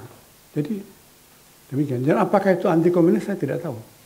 Karena bagi kami waktu itu yang penting adalah diktat partai kepada kesenian. Dan itu yang dilakukan oleh Stalin. Stalin merumuskan realisme sosialis dalam suatu pertemuan di rumah Maxim Gorky bersama pembesar lain. Dan di situ diarahkan bahwa kesenian harus mensukseskan pembangunan 5 tahun. Sebenarnya kayak Soeharto juga. Nah, lalu itu ada rumus dan akibatnya besar. Karena para seniman yang tidak mengikuti itu celaka. Osip Mandelstam mati di Siberia. Beberapa orang lain juga hilang. Boris Pasternak tidak bisa dapat menerima hadiah Nobelnya. Anna Akhmatova disingkirkan. Itu yang kami tentang. Dan jangan lupa bahwa manifest kebudayaan ditulis tahun 63 ketika realisme sosialis ditinggalkan di Uni Soviet. Karena Stalin meninggal tahun 57.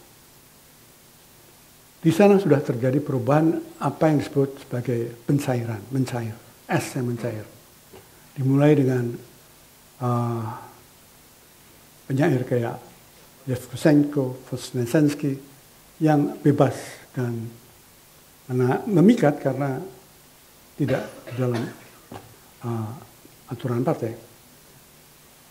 Kami mendengar itu dan itu kami lebih baik tertarik begitu. Apalagi waktu itu kami itu kalau nonton film, dulu kalau film Amerika yang dilarang ya, jadi kita nggak bisa nonton film Amerika. Nonton film di bioskop ya film RRC.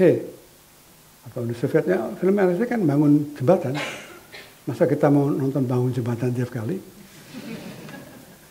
Nah kami nonton di kantor-kantor perwakilan Czechoslovakia atau Yugoslavia yang filmnya lebih bagus, tidak doktriner gitu. Itu berarti ada suatu kebebasan pada saat kita mendukung revolusi. Dan itu yang terjadi, yang sebenarnya sudah dirumuskan waktu itu kami belum baca, oleh Breton, Riviera, dan Trotsky dengan manifesto mereka di Meksiko. Jadi dari dulu memang tidak masalah anti komunis, bukan itu. Masalahnya apa kita setuju dengan kesenian, ekspresi yang didikte oleh penguasa partai. Sebab istilah politik sebagai panglima itu tidak jelas. Politik itu apa? Politik bisa berarti perjuangan politik, dan kalau itu benar kita harus ikut dalam sana. Tapi politik sebagai partai politik itu problematis. Itu yang saya sebut. Nah, kalau mengenai pengaruh, saya tidak tahu pengaruh Amerika Latin di Indonesia, sebab itu baru 20 tahun belakangan. Sebelumnya itu kan banyak pengaruh dari Eropa dulu, Belanda, Rusia, dan Amerika ya. Tapi Amerika Latin nggak ada. Kalau ada bahasa Spanyol yaitu dari Federico Garcia Lorca yang banyak diterjemahkan di sini. Warendra menulis nyanyian angsa sama sejajar dengan tadi Guitiria. Menurut saya Warendra jenius. Ya jenius. Itu karya nyanyian angsa itu luar biasa bagusnya. Yang belum baca supaya baca deh. Seorang pelacur yang hampir mati, ditolak di gereja, terlalu di rumah sakit, dan akhirnya menjadi bebas setelah Yesus datang kepada dia dalam bayangan dia. Jadi di mana orang dekat dengan yang paling menderita, di situ dia melihat wajah Tuhan. Yang lain? Selamat malam, nama saya Robert. Pertanyaan saya, apakah yang disampaikan Bapak GM barusan, yang saya tangkap itu belum mencakup tokoh-tokoh sastrawan Amerika Latin yang lain, termasuk Octavio Paz atau Lorca, dan juga yang paling terbaru misalnya Paulo Coelho barangkali. Bagaimana Bapak GM bisa menjelaskan atau memilih, atau apa mungkin Bapak sudah memilih untuk beberapa karya dan tokoh sastrawan saja berkaitan dengan teologi itu? Karena saya melihat di karya-karya dan tokoh-tokoh sastra yang lain itu pasti ada singgungan yang cukup erat dengan teologi pembebasan. Dan terkait dengan presentasi ini, saya justru menangkap beberapa poin yang sangat membuat Amerika Latin tuh menjadi begitu jauh dengan kebudayaan kita gitu. Belum menjadi satu pijakan untuk lalu gimana ke dalam kita, ke Indonesia kita gitu. Terima kasih atas. Ya, terima kasih Mas Gun. Saya teringat pidato Marquez ketika mendapatkan hadiah Nobel perdamaian di Oslo. Dia kurang lebih bilang begini, dia menggambarkan data dan fakta tentang Amerika Latin yang saat itu tentu sesuatu yang mengejutkan buat orang Eropa yang hidupnya tertib. Dia menceritakan bagaimana kematian begitu dekat bagi 3 negara kecil di Amerika Latin, El Salvador, Nicaragua, dan saya lupa satu lagi. Yang kalau dianalogikan dengan Amerika, maka kata dia jumlahnya sekitar 1,6 juta orang mati hanya dalam 4 tahun. Atau misalnya dia menganalogikan kalau misalnya para pengungsi dari Chile itu dihitung dalam sekian tahun, maka itu jumlahnya akan lebih besar dari penduduk Norwegia misalnya dia bilang. Jadi kurang lebih Marquez bilang bahwa kehidupan sehari-hari kami, masyarakat di Amerika Latin ini, masyarakat yang dilupakan orang ini, kata dia, memang begitu dekat dengan surrealisme. Sesuatu yang melampaui apa yang bisa dibayangkan terutama oleh orang Eropa. Ketika itu Marquez sebetulnya menyindir orang Eropa yang dianggap tidak peduli dengan para penderitaan masyarakat Amerika Latin yang ditindas oleh rezim militer bertahun-tahun. Kita juga tahu misalnya bahwa bagaimana Marquez misalnya menulis autobiografi dia, Living to Tell the Tale, dengan cara yang sungguh ajaib. Bagaimana kisah kehidupan keluarganya diceritakan dengan gaya surrealisme yang kita sendiri nggak paham. Ini mana yang mimpi, mana yang kenyataan. Dia bertemu neneknya setiap malam, tapi ternyata di akhir cerita kita tahu, atau di pertengahan cerita kita tahu bahwa neneknya sudah lama mati. Jadi sungguh memikat. Jadi kalau bagi saya misalnya ya, saya merasa ketika saya baca Marquez ketika kuliah pada saat rezim Orde Baru, Mas Gun, saya merasakan ada perasaan yang cukup paralel misalnya. Ketika saya membaca buku Matinya Seorang Diktator kalau nggak salah ya, saya bisa menangkap nuansa-nuansa atau perasaan-perasaan yang sama. Karena kita pada saat itu hidup di bawah rezim Orde Baru. Namun pada saat yang bersamaan kalau kita mendengar pidatonya Marquez, kita tahu bahwa ini kenyataan yang sungguh jauh dari apa yang dialami oleh orang Eropa. Jadi kalau bagi saya, sastra Amerika Latin tuh mungkin ada sedikit banyak kedekatan batin dengan kita. Terutama kita yang pernah mengalami hidup di bawah rezim militer Orde Baru. Terima kasih atas kesempatannya.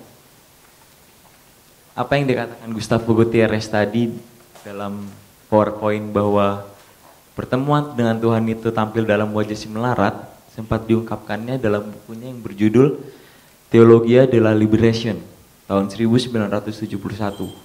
Setidak-tidaknya hal ini mengartikan bahwa bahasa tulisan, bahasa sastra merupakan suatu buah dari apa yang telah dilahirkan di Kuba khususnya. Kalau Amerika Latin kita bicara tadi yang disorot tentang Kuba. Jadi apabila pembahasan tentang sastra, tentang novel 100 tahun dalam kesunyian yang ditulis Gustavo Gutierrez juga di sini, juga novel tentang kolonel tadi itu merupakan kisah urban yang diangkat untuk memperjuangkan hak-hak minoritas dalam hal ini kaum perbudakan. Nah, tujuannya sama bahwa dalam sastra dan dalam apapun bentuk tulisan yang disampaikan adalah untuk mencapai kemerdekaan. Dalam hal ini kemerdekaan Kuba. Kalau Fidel Castro beberapa bulan lalu wafat, yang dicita-citakannya utopia. Walaupun utopia ini bukan bahasanya dia, ini bahasanya Thomas More. Tapi suatu negeri yang damai, berlimpah susu dan madu, itulah cita-citanya. Nah, pertanyaan saya, mengapa Fidel Castro menggunakan cara sosialisme dan komunisme ini? Apakah ini suatu bentuk akumulasi bahwa dalam bahasa sastra dan bahasa tulisan sudah tidak cukup lagi menampung perjuangan-perjuangan kelas minoritas yang tujuannya adalah untuk memerdekakan masyarakat Kuba itu sendiri? Terima kasih. Saya jawab yang pertama ya. Mengapa yang saya pilih Marquez dan Jose Marti yang tidak Paulo Coelho atau apa? Yang Meksiko itu apa? Octavio Paz. Ya saya harus membatasi. Pertama juga pengetahuan saya juga terbatas. Kan kita nggak bisa membicarakan semuanya. Angle-nya adalah angle harapan. Dan saya temukan pada pengarang-pengarang itu yang sebenarnya sebagai bahan untuk berbicara mengenai bagaimana kita berhubungan dengan harapan dalam suatu harapan sosial, social hope. Jadi memang tidak bisa, dan Octavio Paz dengan segala kecemerlangannya kan dia tidak berada di satu bagian dari Marquez dan lain. Dia tidak berbicara tentang itu banyak. Coelho itu orang-orang Paulo Coelho ya, itu kan kata-kata bijak yang luar biasa. Jadi mungkin bisa dibicarakan di tempat lain. Tapi maaf, saya tidak memilih mereka. Nah, tadi pertanyaan berikutnya adalah apa tadi? Apa? Keadaan Amerika Latin jauh dari kebudayaan kita. Iya, memang jauh. Ke sana itu berapa kilometer? Saya ini pernah diundang untuk Nerva yang datang ke Madeleine untuk puisi internasional. Saya nggak mau datang, capek. Ke New York dulu, jadi memang jauh. Lagi pula di sini yang bahasa Spanyol kan tidak begitu difahami. Bahasa yang indah, tapi tidak begitu difahami. Jadi apa boleh buat? Mungkin kalau Filipina mungkin lain. Filipina itu sangat dekat, dan memang Filipina sebenarnya mungkin Amerika Latin yang ditaruh di Asia Tenggara dengan segala ketimpangan sosialnya, dengan segala kekolotan gerejanya, dan dengan segala semangat revolusinya. Kalau Brunei itu negeri teluk yang ditaruh di Asia Tenggara. Kalau kita negeri Pancasila. Itu ya saya jawab, saya jauh. Tapi tadi Andi mengatakan sesuatu yang menarik, karena ketika di masa Orde Baru, cerita-cerita magic realism seperti Marquez ini bergema ke kita dan tidak terdapat di Eropa. Saya punya teori mengenai itu, tapi sebentar ya. Sebenarnya magic realism pertama sebelum dikenal kata itu ada pada karya Danarto. Gottlob dan macam-macam itu magic realism. Cuma kita belum tahu namanya waktu itu. Karena Danarto dari Sragen, mungkin Sragen realism.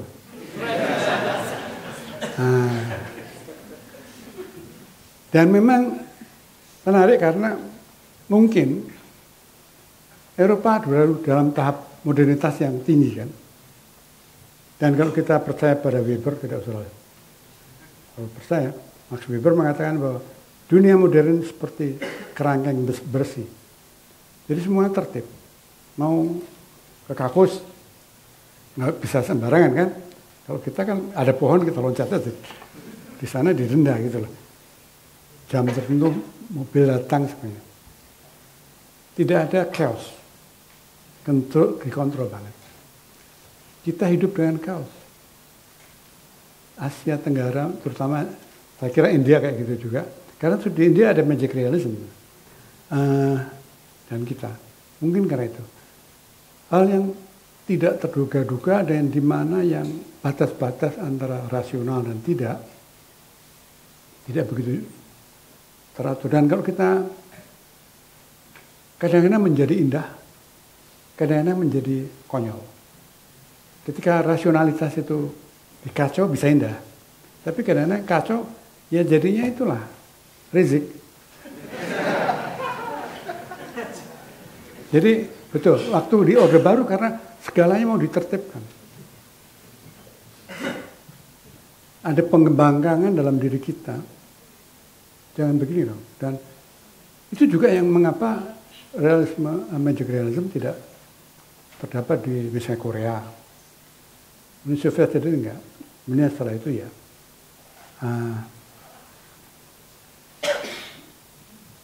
Karena itu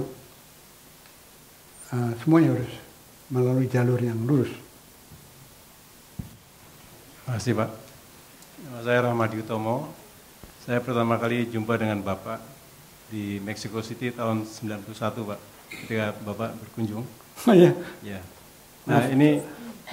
saya mabuk Kak. Iya. Jadi gini Pak, saya juga mabuk, saya mau balas budi makanya saya datang.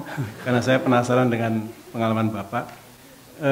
Di dalam paparan Bapak tadi disebutkan dua hal mengenai Fidel Castro dan Paus Franciscus. Kebetulan dua-duanya kalau menurut saya mencerminkan ciri khas daripada orang Amerika Latin. Fidel Castro menjelang akhir hayatnya sadar bahwa dia bukan manusia yang sempurna. Pernah terjadi ketika Che Guevara dengan dia bersaing karena dua-duanya berbeda pendapat. Kalau Fidel Castro ingin mengkonsolidasikan sosialis komunis di Kuba, sementara Che Guevara justru ingin menyebar. Dia membuat suatu kesalahan karena jangkauannya ke Bolivia. Seandainya, ya saya bukan pengagum Che Guevara, dia melakukan secara bertahap mungkin bisa selamat. Tapi seperti yang Bapak katakan, jarak Bolivia dengan Kuba terlalu jauh. Dan menjelang saat dia tertangkap oleh Amerika Serikat, dengan 12 pengikutnya, orang bertanya, apakah dia dijebak? Apakah ada yang membocorkan? Karena nggak masuk di akal seorang pemimpin bisa tertangkap seperti itu. Saya punya dugaan mungkin saja antara Fidel dengan Che tidak akur, dan di banyak cerita tidak mungkin ada dua tokoh yang bisa bersatu sehingga salah satu harus disingkirkan. Sama seperti waktu Lenin dengan Trotsky. Jadi itu suatu pengulangan. Nanti kita akan melihat kebenarannya di mana. Jadi waktu Fidel Castro mau wafat, itu dengan kata kasih, dia sebenarnya mau minta maaf. Dia tidak ingin disamakan dengan Che Guevara. Tapi dia membuat satu hal yang penting, dan dia berhasil. Jadi jasadnya Che Guevara itu dia berhasil di tahun 1998, diambil, kemudian dibawa ke Santa Clara. Di situ dia pilih karena Santa Clara adalah tempat di mana Che Guevara sendiri orang Argentina yang akhirnya menjadi warga Kuba. Karena di situ dia dikenal sebelum masuk kota Havana, di situ adalah cikal bakal kemenangan revolusi. Jadi cara Fidel Castro menghormati almarhum Che Guevara adalah mendirikan semacam tomb, ya, di situ ada. Ya. Dan terakhir dia bilang, saya tidak perlu dikenang dengan nama jalan atau patung, biarlah saya kembali ke kampung. Dia kembali ke kampungnya, karena dia sebenarnya berasal dari keluarga Katolik. Jadi tidak bisa kita heran di sebuah negara yang katanya sosialis komunis, tapi pengikut agama Katolik terus berjalan. Bahkan sekarang cenderungannya yang keturunan Afrika memilih untuk menganut Islam. Dan akhirnya Uni Soviet dan Rusia sadar bahwa memang sulit untuk mengkomuniskan Kuba. Inti daripada ini ialah Kuba sebagai contoh dari negara Amerika Latin yang mendambakan suatu nasionalisme, Pak. Dia ingin suatu jati diri yang tidak sama atau didikte apakah itu dari Amerika Serikat atau dari Uni Soviet dan negara lain. Mungkin itu yang perlu kita kagumi ya Pak ya. Terakhir mengenai Paus Fransiskus, dia berasal dari Argentina. Dia bisa terpilih menjadi Paus di Vatikan, itu juga di luar dugaan membangkitkan kesadaran bahwa iman dan kasih itu memang diperlukan. Jadi untuk mengurangi dosa, mohon maaf saya tidak menyalahkan Paus atau orang-orang Katolik, ada seorang tokoh Fransiskus yang mau merangkul orang miskin, yang sebelumnya mungkin itu diabaikan, tapi sekarang dia juga mau lebih luas lagi, bahwa manusia itu tidak ada yang sempurna, tapi kita belajar dari kesalahan. Oleh sebab itu, banyak di antara kita kalau bisa berjumpa dengan Paus Fransiskus, kata kuncinya adalah kasih. Dia tidak membedakan, tapi dia ingin supaya kita bisa hidup berdampingan secara damai. Terima kasih, Pak. Ya, terima kasih. Nah, saya lupa waktu Anda ketemu Anda di persekusi itu. Tapi itu nantilah. Ya, sebetulnya saya tidak percaya dan memang hanya hearsay bahwa ada konflik antara Che dan Fidel. Bagi saya tidak penting. Tapi kalau diangkat persoalan ini menjadi persoalan apakah kita bisa membangun sosialisme di satu negara tanpa di tempat lain. Itu persis tadi Anda menyebut perbedaan Stalin dan Trotsky. Trotsky menganggap bahwa tidak mungkin kita menjadi sosialis sendiri tanpa revolusi dunia menjadi sosialis. Stalin bilang, enggak, kita teguhkan dulu Uni Soviet, sosialisme di satu negara. Itu mungkin konflik perbedaan yang terjadi antara Fidel dan Che kalau ada perbedaan.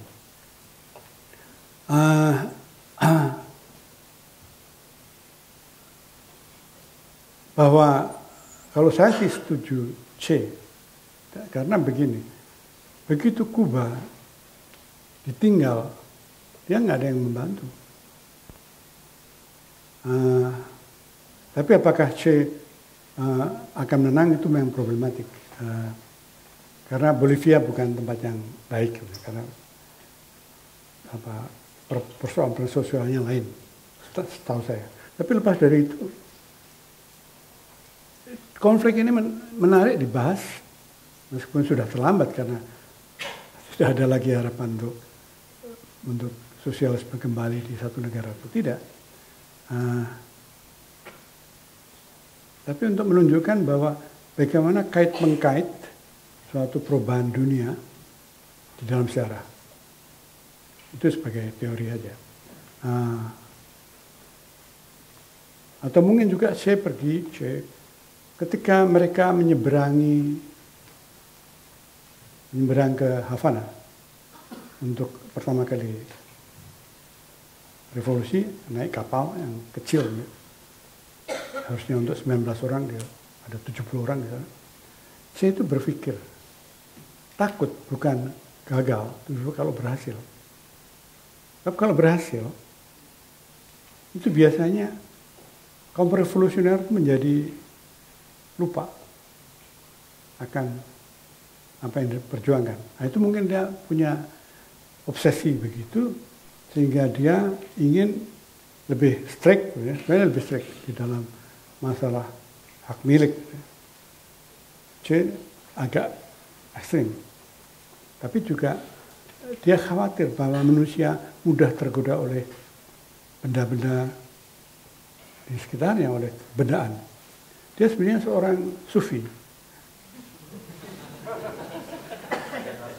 Dan kalau kita baca catatan hariannya dalam perjalanan, baca kan? Motorcycle diary itu luar biasa orangnya.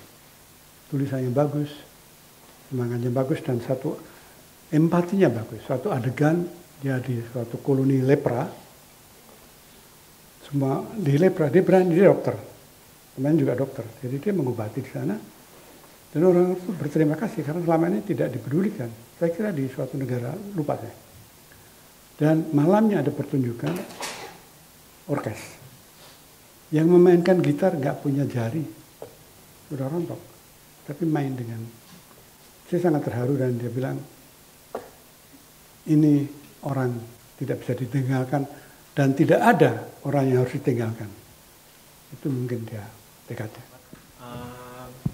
Sebenarnya pertanyaan berikut yang saya akan berikan merupakan sebuah bentuk kebingungan saya. Yang tadi ceramahnya dibuka dengan pembicaraan tentang harapan, lalu di situ ada tulisannya Jose Marti tentang cinta kepada negara yang saya kurang hafal, cuman menurut yang saya terima dari tulisan itu bahwa cinta kepada negara atau mungkin cinta pada umumnya adalah sebuah konflik gitu. Bukan berarti kayak membela negara dengan sepenuhnya kebijakannya segala macam, tapi juga melawan gitu. Dan terakhir ditutup juga dengan seperti penutup ceramah di mana bahwa kasih itu tuh lebih penting. Nah, di masa-masa semua orang-orang tersebut, tokoh-tokoh tersebut, maafkan, kondisinya kan di zaman itu yang dilawan tuh sepertinya jelas gitu ke bagi saya, karena saya sendiri kurang tahu karena saya baru lahir baru juga, cuman di saat itu yang dilawan itu jelas kayak rasisme dan segala macamnya gitu, rasisme, perbudakan dan lain-lain. Tapi di generasi kita sekarang ini, bagaimana kita harus menanggapi permasalahan-permasalahan yang sebetulnya lebih kompleks, karena kalau andaikan mau ngomongin Habib Rizik, mau ngomongin kelompok-kelompok lain itu, mereka juga bisa dibilang membawa pesan kasih sayang gitu dalam konteksnya mereka masing-masing gitu. Cuman saya pengen mengharapkan pencerahan dari Bapak bagaimana kita harus menanggapi kondisi kita sekarang ini. Terima kasih. Ya, sebenarnya yang dikatakan Jose Marti hanya pentingnya tanah air, karena dia lihat tanah airnya dijajah. Dia tidak bicara soal negara, dia melawan Amerika Serikat aja dan kaum para diktator, itu aja. Sebenarnya nasionalisme biasa cuma diucapkan dengan bagus pada saat itu dan penting untuk penyatuan Amerika Latin, untuk sejarah. Yang kedua mengenai musuh, dulu lebih jelas atau tidak, mungkin sama-sama bingungnya kok. Cuma dalam setiap perjuangan politik kita ini harus jelas musuh kita siapa. Karena itu kalau nggak mau jelas, nggak apa-apa juga, nggak usah ikut perjuangan politik. Begitu kita ikut, kita jelas, ini lawan kita yang tidak begitu penting, ini lawan kita yang penting.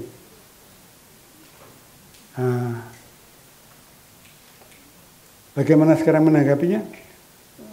Sekarang kita ingin memperbaiki keadaan atau tidak? Pertanyaannya, Anda ingin mengadakan perbaikan? Perbaikan macam apa? Apa yang salah di masyarakat kita? Kalau Anda sudah analisa itu, Anda bisa menentukan mana kawan dan mana lawan. Baru Anda tentukan.